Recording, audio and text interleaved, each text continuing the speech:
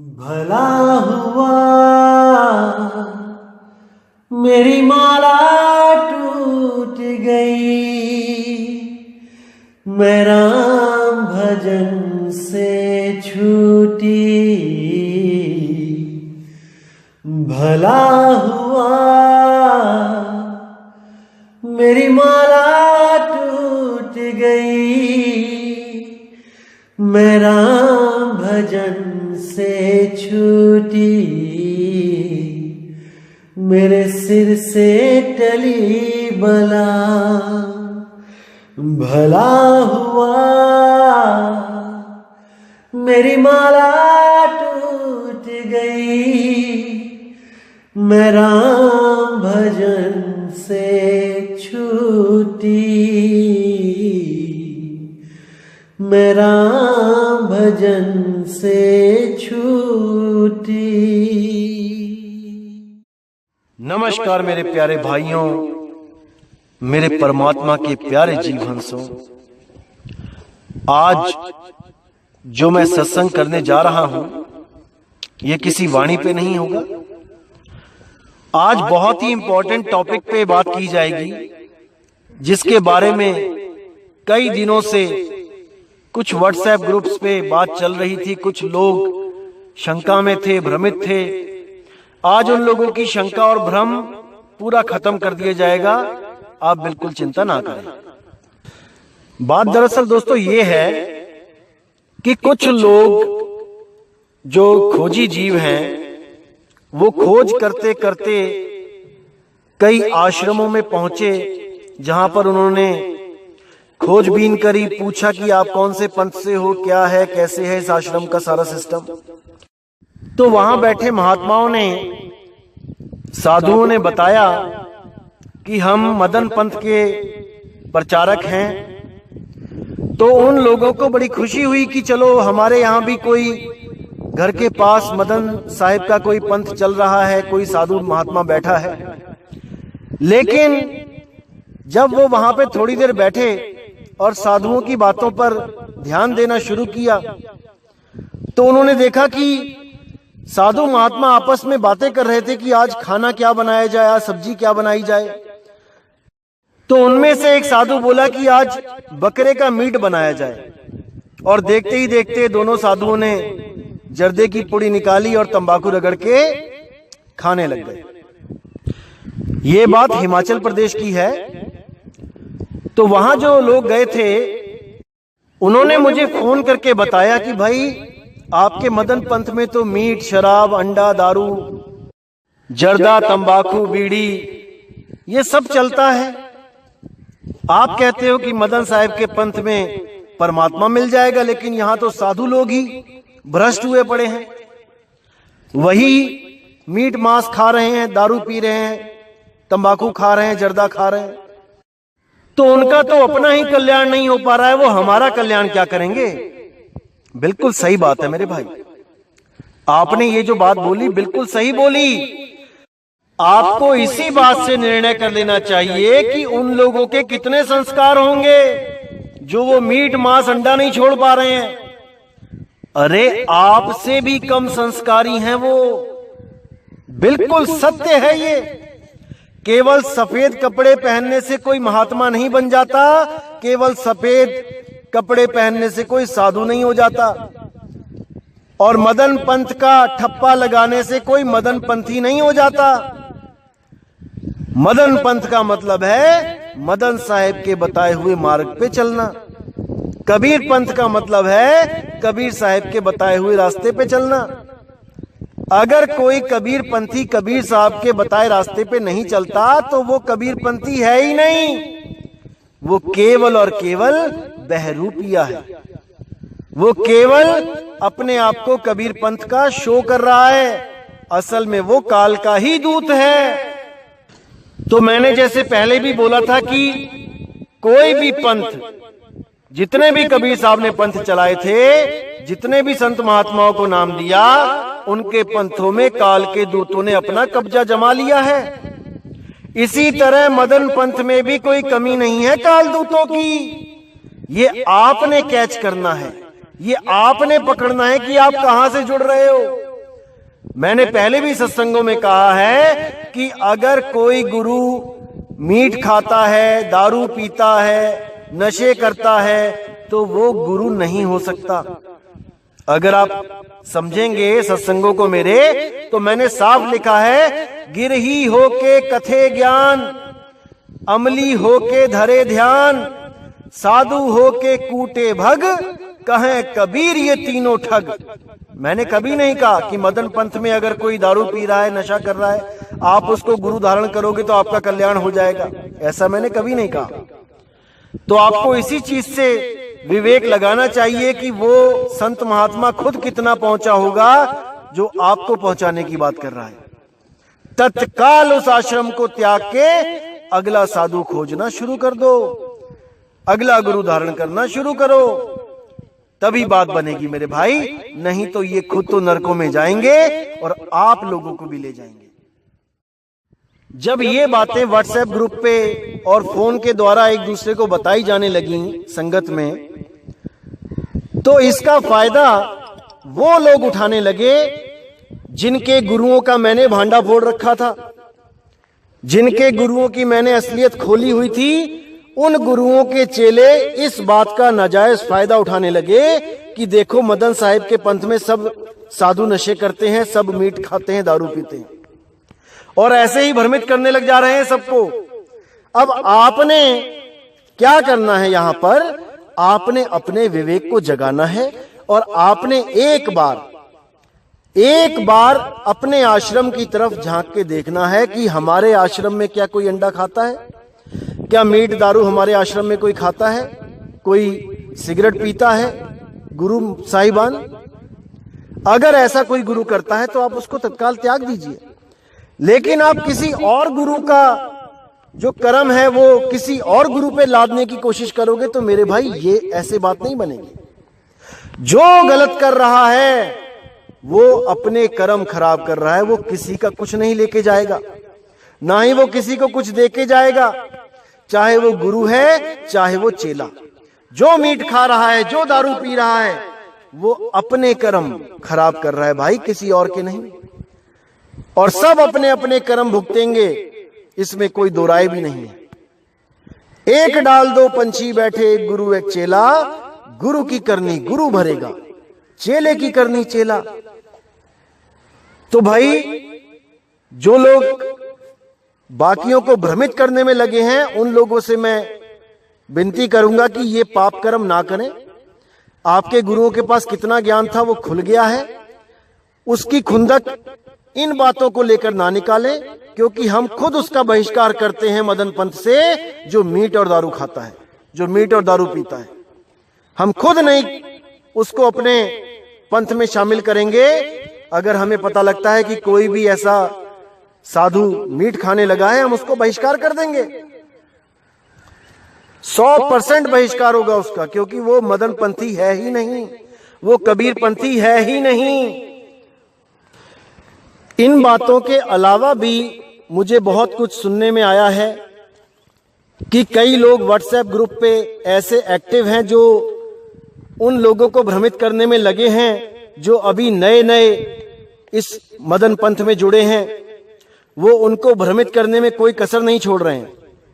कैसे भ्रमित करते हैं मैं उनका दाव पेच आपको बता देता हूं, ताकि आप उन लोगों से सावधान रहें। वो लोग आपको कॉल भी करेंगे, वो लोग आपको मैसेज भी करेंगे। कुछ लोगों ने तो यहां तक अपनी शातिर बुद्धि लगा दी है कि एप्लीकेशनों के द्वारा फेक मैसेज, फेक स्क्रीनशॉट बना के मेरे नंबर पे, मेरा नंबर शो करके फेक मैसेज बना के लोगों में बांटना शुरू कर दिया कि देखो नितिन दास गाली देता है, नितिन दास ये करता है, नितिन दास वो कर रहा है, और उनके दिमाग में शक का बीज डालना शुरू कर दिया। पहली बात तो एक अच्छी तरह समझ लो मेरे भाइयों कि मैं यहां पर कोई गुरु बनने तो आया नहीं हूं। मैं यहां पर केवल सत्य और असत्य का भेद बताने आया हूं। जिसको समझ में आता है वो जुड़ जाए, जिसको नहीं समझ में आता है वो ना जुड़े। यहां कोई मैं गुरु बनने तो आया नहीं भाई। तो वो लोग क्या करते हैं, पहले आपके दिमाग में केवल एक शक का बीज डालते हैं और आप स्क्रीनशॉट देख के सोच लेते हो कि हाँ भाई मैं नहीं बोला होगा। अब वो शक का बीज कब आपके दिमाग में पड़ गया ये आपको भी नहीं पता चलता। अगर आप विवेक के द्वारा उस बीज का नाश कर दो, यानी कि मुझसे फोन पे बात करके हर चीज क्लियर कर लो, तब तो वो बीज पेड़ नहीं बनेगा, नहीं तो ये लोग आपको दोबारा से उसी दलदल में घसीट ले जाएंगे। इतना याद रखना मेरे भाई, शेर का बच्चा ही भले क्यों ना हो, अगर वो शेर के एरिया से दूर चला जाए तो लकड़ बग्गे भी उसका शिकार कर देते हैं, भले वो शेर का बच्चा क्यों ना हो, क्योंकि अभी उसमें इतनी सामर्थ्यता नहीं है कि वो उन लकड़ बग्गों से मुकाबला कर सके शेर की तरह। इसीलिए मैं बोल रहा हूं कि नाम अभी मत लो, पहले अच्छी तरह ज्ञान को समझ लो। 10 साल समझ लो, 20 साल समझ लो, 30 साल समझ लो, कोई जल्दबाजी नहीं है। जो लोग ज्ञान को सही से ना समझे बिना जल्दबाजी में आ जाते हैं वही लोग भ्रमित हो रहे हैं। उन्हीं को नहीं समझ में आ रहा है कि असल में ज्ञान क्या है। कई लोगों को भ्रमित किया जा रहा है कि कबीर साहब तो देह हैं, जिसको भी मिले हैं देह रूप में मिले हैं, और जिसको भी नाम दिया उन्होंने स्वयं नाम दिया, जिसको स्वयं नाम दिया वही पार हुआ। अरे मेरे भाई, कबीर साहब ने जिसको नाम दिया, जैसे बाबा नानक को नाम दिया, तो उन्होंने आदेश दिया कि आगे प्रचार करो, और जिसको तुम सतनाम दे दोगे उसकी रक्षा मैं करूंगा। धर्मदास जी को नाम दिया, उसको बोला कि आप आगे नामदान दो, जिसको आप सतनाम दोगे उसकी रक्षा मैं करूंगा। तो जब कबीर साहब ने मदन साहिब को नाम दिया तो उन्होंने भी यही बोला कि भाई तुम आगे प्रचार करो, जिसको आप सतनाम दोगे उसकी रक्षा मैं करूंगा।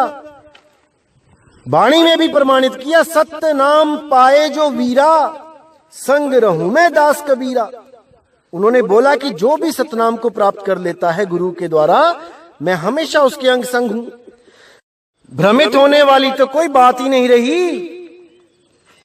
लेकिन जो लोग ये सोच के बैठे हैं कि कबीर साहब आएंगे, इंसान के रूप में आएंगे और हमें नाम देंगे, हमारी मुक्ति तब होगी, किसी और संत से नाम लेके हमारी मुक्ति नहीं होगी, वो सब भ्रमित हैं। और उनको भ्रमित करने वाले वही लोग हैं जो कबीर साहब को देही मानते हैं। कबीर साहब कहते हैं, देही को सतगुरु कहे, ये सब धुंधर ज्ञान, 4 दाग आवे नहीं, वाह को सतगुरु जान। वो है सतगुरु जो 4 दाग से नहीं आता। ना कि कोई भी गुरु सतगुरु बन के बैठ जाए कि हमारे गुरु से नाम ले लो, हमारे गुरु से नाम ले लो। अगर आपके गुरु के पास विदेही ज्ञान नहीं है तो भाई गुरु भी डूबेगा, चेला भी डूबेगा, इसमें कोई संशय नहीं है।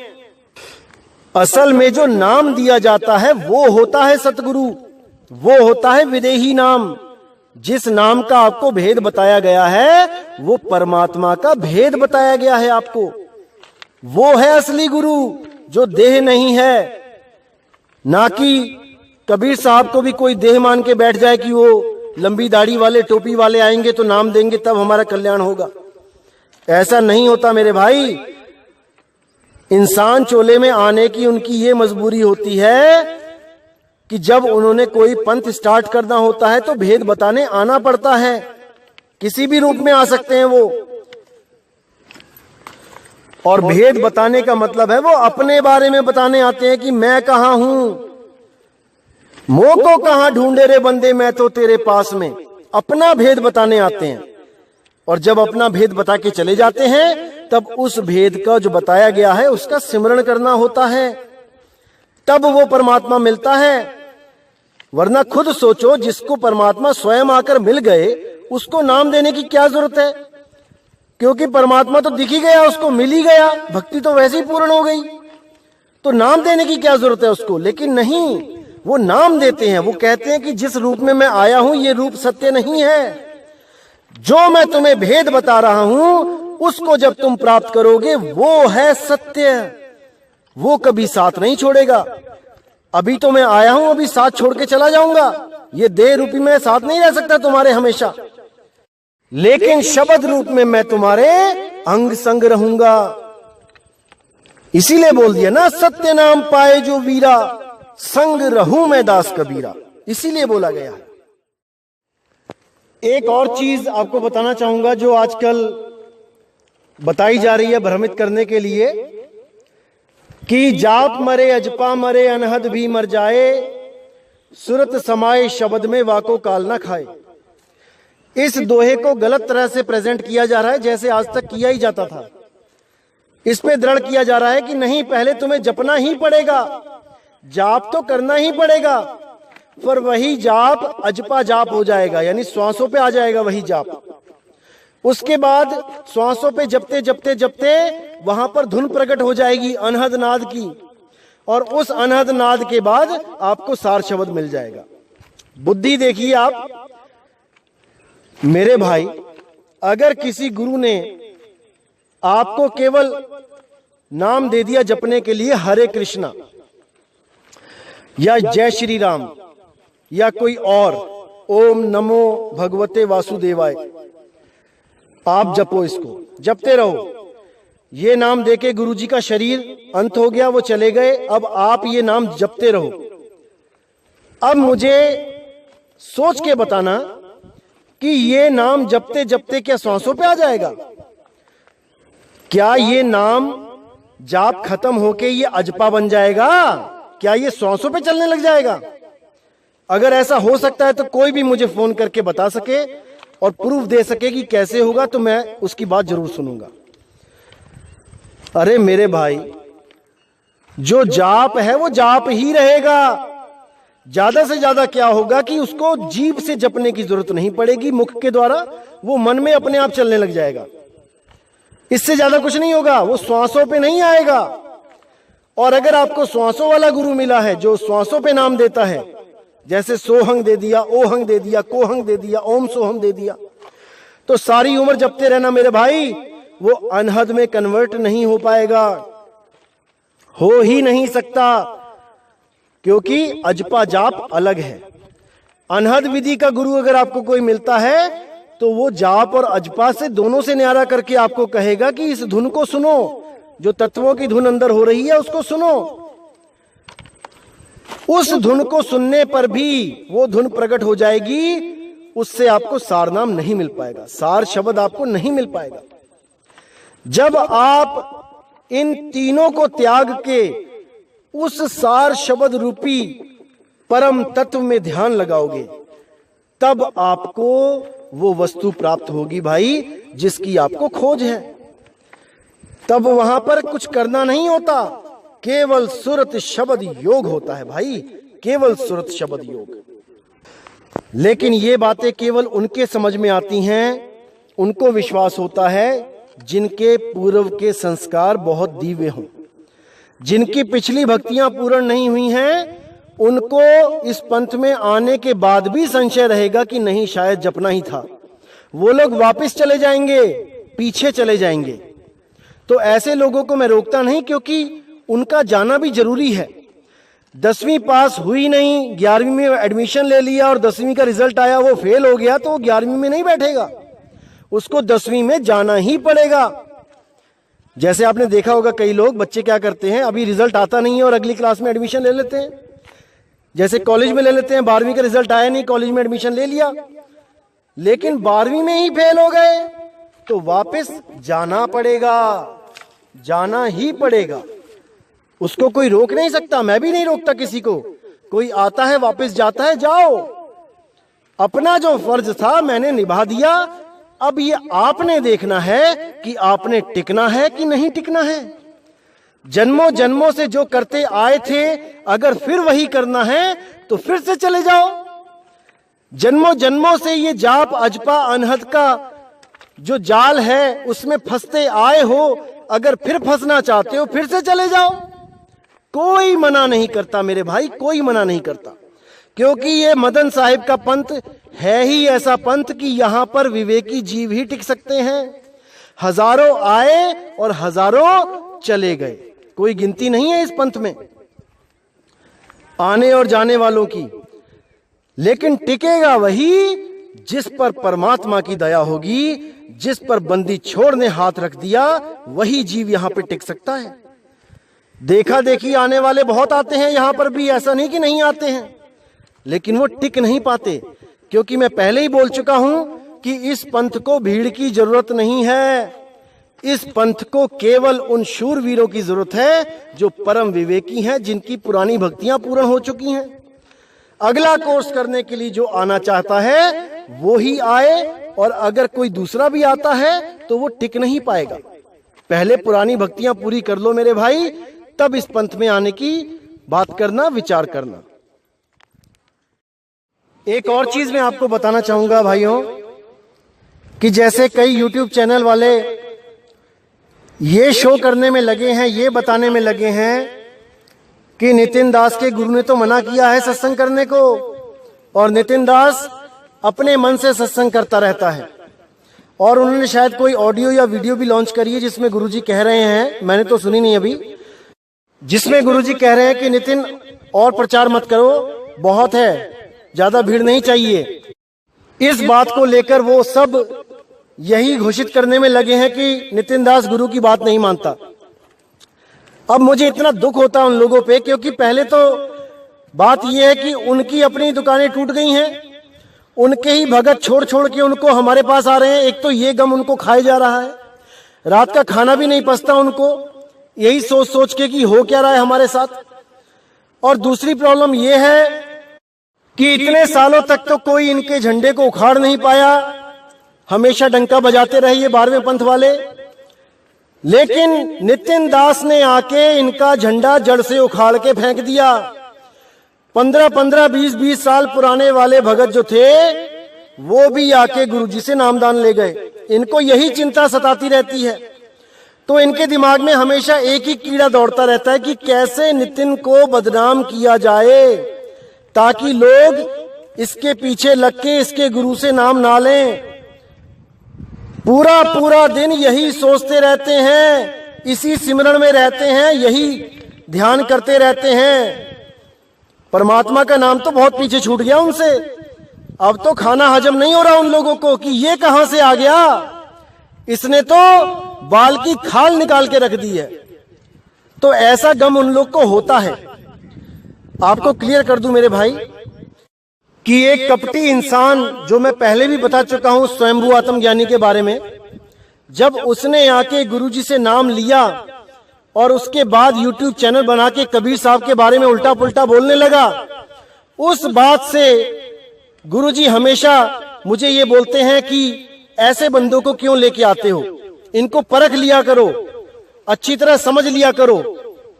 तो उसी के कारण गुरुजी ने उस दिन बोला कि जिसको भी भेजते हो सोच समझ के भेजो, इतनी भीड़ में वो लोग भी आ जाएंगे जो बाहर से कुछ और अंदर से कुछ और होते हैं।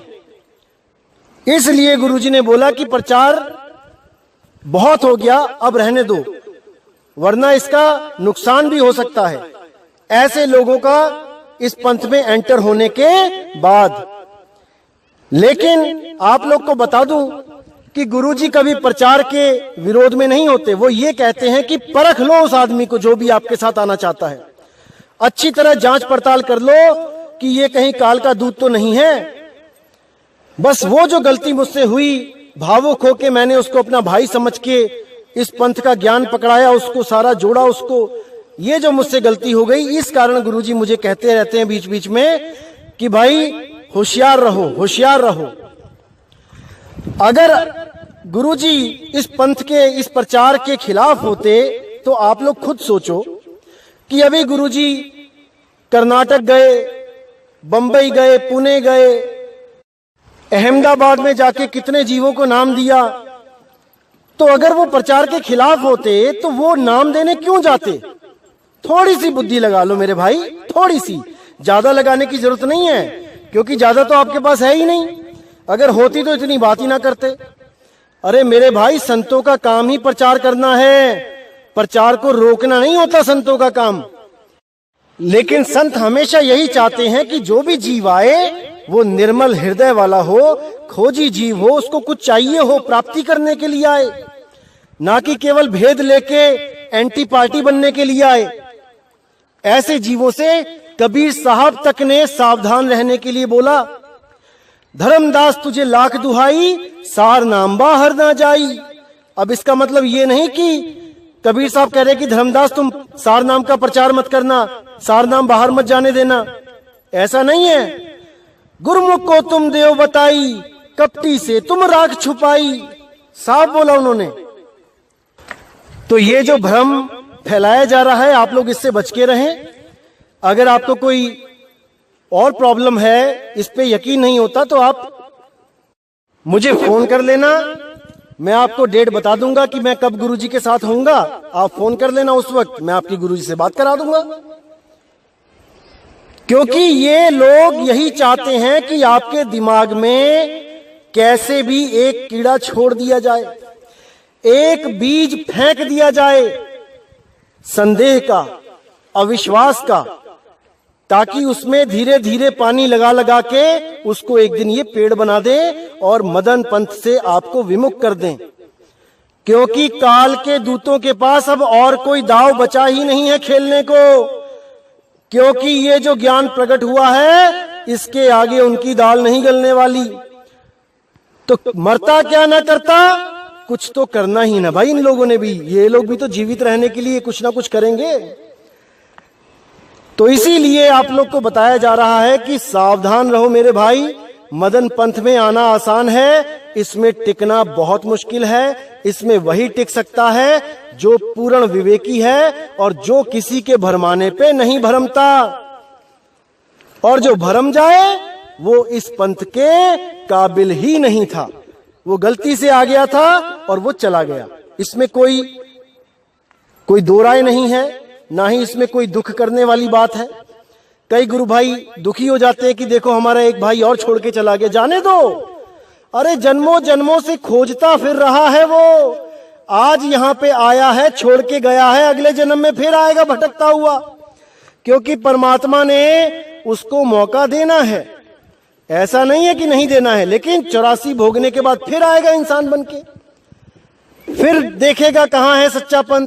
सच्चे पंथ में आकर भी वापस चला गया तो दोबारा 84 में चला जाएगा, फिर ढूंढता हुआ आएगा। ये तो चलता ही रहेगा जब तक वो अटल होकर सच्चे नाम में, सच्चे पंथ में, उस नी अक्षर नाम में अपनी सूरत नहीं टिकाएगा, तब तक वो जाता आता ही रहेगा। इसमें कोई दुखी होने वाली बात नहीं है। ये तो नियम बना हुआ है कि सत्य के पास जाओगे तो मुक्त हो जाओगे, सत्य से दूर जाओगे तो भ्रमित हो जाओगे। लेकिन जो संस्कार होंगे वो दोबारा खींच के लेके आएंगे सत्य की तरफ। अगर फिर दूर चले जाओगे तो फिर भटक जाओगे। वो तो कानून बना ही हुआ, इसमें कोई दो राय तो है नहीं। बिना सत्य की प्राप्ति के मुक्ति किसी को हो ही नहीं सकती, बस आता जाता रहेगा वो। जब कोई साधु संत ऐसा मिल गया जिसके पास सार शब्द का भेद है, वो भेद प्राप्त किया, भक्ति करी और निकल गए यहां से। अब बस उस साधु संत को ये देखना है कि कहीं वो हमें जाप, अजाप और अनहद से तो नहीं जोड़ रहा। कहीं ये तो नहीं बोल रहा कि इनको करना ही पड़ेगा तब सार नाम मिलेगा। बस ऐसे साधुओं से बच के रहना। या कोई त्रिकुटी वाला, इंगला पिंगला सुषमना वाला साधु हो, उससे बच के रहना। जो भी कह दे कि सुषमना के बिना तो कोई रास्ता ही नहीं है जाने के लिए, उससे बच के रहना। क्योंकि वो दरवाजा परमात्मा का तो न्यारा है, काल का दरवाजा है सुषमना द्वार, जहां पर वो अंदर बैठा है गुरु रूप में भरमाने के लिए। उस दरवाजे पे ताला ही लगा रहने दो और जो असली दरवाजा है वहां से निकल जाओ। बिल्कुल सिंपल। तो दोस्तों, यही मैं बताना चाह रहा था कि इन काल दूतों के पास अब कोई हथियार तो बचा नहीं है, क्योंकि इनकी सारी राम कहानी खोल दी गई है। अब इनके पास केवल एक हथियार है कि कैसे भी इसको बदनाम करें और ये जो बंदे जोड़ता है अपने पंथ से उनको हम तोड़ दें। और कोई हथियार नहीं इनके पास।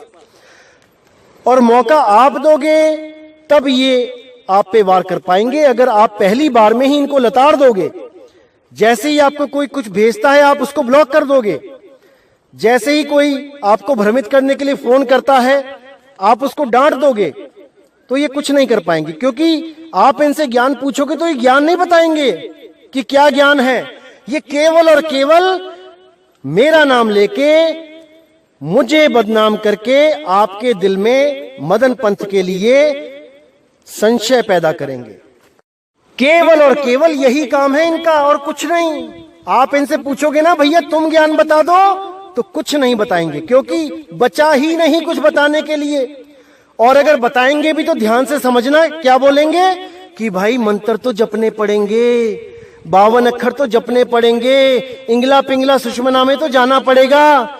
और वो वाली वाणियां दिखाएंगे जो मैंने पहले आपको बताया था कि किसी को, अज्ञानी जीव को ज्ञानी बनाने के लिए पहले उसको बैठाना पड़ता है अपने पास। बैठाने के लिए वाणियां कुछ और हैं, समझाने के लिए वाणियां कुछ और हैं, और मूल ज्ञान को प्राप्त करवाने के लिए वाणियां कुछ और हैं। तो नीचे के लेवल की वाणियां दिखा दिखा के ये आपको कहेंगे कि देखो कबीर साहब ये कहते हैं, लेकिन नितिन दास कहता है ये नहीं करना है। नितिन दास तो कबीर साहब के खिलाफ जा रहा है। मेरे भाई, मूल ज्ञान का जो गुप्त ज्ञान है वो मैंने 103 और 104 नंबर ऑडियो में सत्संग में बता रखा है। आप पहले 103 और 104 को अच्छी तरह समझ लो, उसके बाद मूल ज्ञान की बात करो कि मूल ज्ञान की वाणी कौन सी है और पवित्र ज्ञान की वाणी कौन सी है। दोनों में आपस में मैच नहीं हो सकता। जैसे मैंने आपको पहले भी उदाहरण दिया था कि दुनिया वालों के लिए सूरज पूरब से उगता है और पश्चिम में ढलता है। ये बच्चों वाला ज्ञान है जो सारी दुनिया को पढ़ाया जाता है। लेकिन जब आप नासा में एडमिशन ले लोगे, नासा के वैज्ञानिकों के साथ काम करोगे, तब आपको पता चलेगा कि सूरज ना तो कभी उगता है ना कभी ढलता है। वो उगने और ढलने से परे है, वो हमेशा प्रकाशित रहता है। तो दोनों ज्ञान आपस में मैच नहीं करते। लेकिन अगर नासा वाले वैज्ञानिक को कोई ये भ्रमित करने लग जाए कि देखो सूरज तो पूरब में उगता है पश्चिम में ढलता है, देखो किताबों में लिखा है, तो अगर वो वैज्ञानिक भ्रमित हो जाए तो भाई वो नासा के काबिल ही नहीं था। इसी प्रकार अगर निचले स्तर की वाणियां देख के आप भ्रमित हो जाते हो तो आप मूल ज्ञान के लायक ही नहीं थे। आप में विश्वास की कमी थी, इसलिए आप छोड़ के गए हो। इस बात का मुझे कोई दुख नहीं होता है, इस बात की मुझे खुशी होती है कि जो पुराने संस्कार आपको वापस लेके गए हैं, आप उस भक्ति को पहले पूर्ण कर लो। आप जाओ, नाम जपो, 8 साल 10 साल 20 साल नाम जपो। जब वो भक्ति आपकी नाम जाप की पूर्ण हो जाएगी, जब आपको समझ में आ जाएगा कि भैया कुछ नहीं मिल रहा है इससे, तब आप आना, दोबारा आ जाना। दरवाजे बंद नहीं होंगे आपके लिए, कभी भी आ सकते हो। परमात्मा के दरवाजे बंद करने वाले हम कौन होते हैं? हम नहीं होते हैं।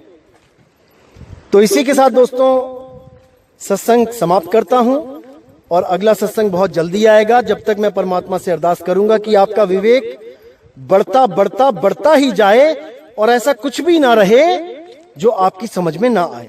आप पूर्ण विवेकी हो जाओ, मेरा काम पूर्ण हो जाएगा। जो काम मैं यहां करने के लिए आया हूं, समझो वो सफल हो गया और मुझे कुछ नहीं चाहिए आपसे। तो इसी के साथ दोस्तों मैं सत्संग को यहीं विराम देता हूं। जय गुरु बंदी छोड़ विराग साहिब, जय गुरु बंदी छोड़ साधु शरण साहिब, जय गुरु बंदी छोड़ बाबा मदन साहिब, जय जय सतगुरु बंदी छोड़ सतगुरु सत्य कबीर साहिब की सदा ही जय हो, सदा ही जय हो मेरे मालिक की साहिब बंदगी सतनाम।